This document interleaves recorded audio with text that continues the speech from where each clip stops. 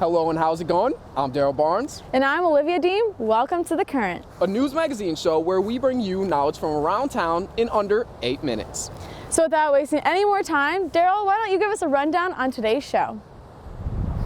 Coming up on today's show, we'll take a look at the history of South Elgin, talk to some locals about the historic Elgin watch factory, and take a deep dive into the world of locomotives. But before we get to all that, current reporter Rafael Manjarez is at Seba Park to tell us more about what makes it so special.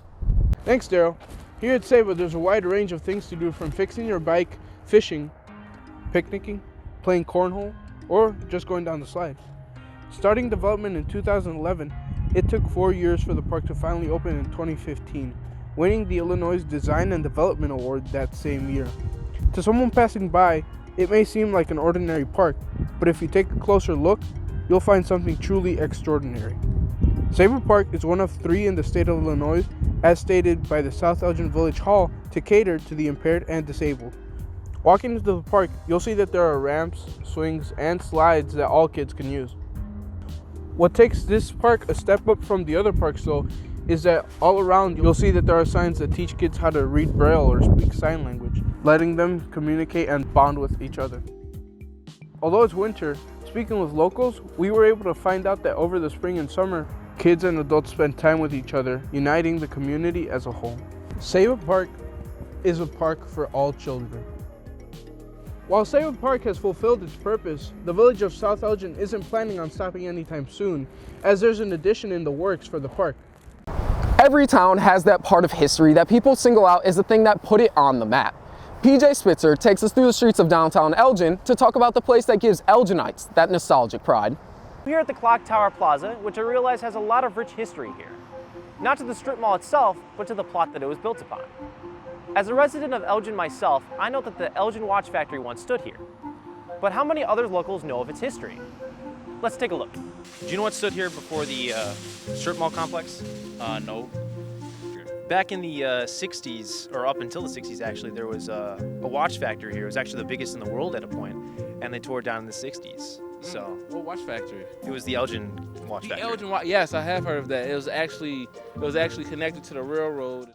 The Elgin Watch Company opened up in 1864, and it was the largest site dedicated to watchmaking in the world. This 35-acre plot of land was home to many award-winning self-winding wristwatches, as well as the invention of military equipment during World War II. In 1964, 100 years after its creation, the factory closed due to shortage of production.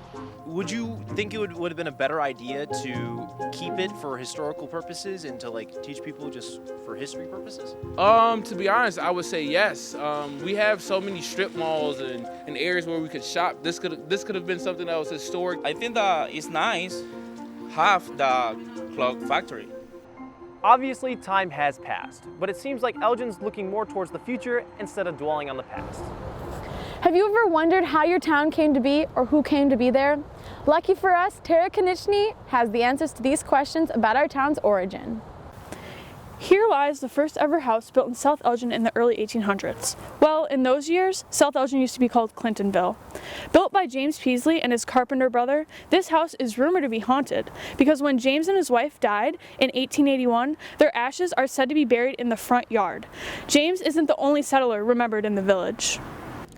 Settlers started coming to Clintonville as far back as 1835 with Joseph Coron, who arrived in the spring and settled 3/4 down the river.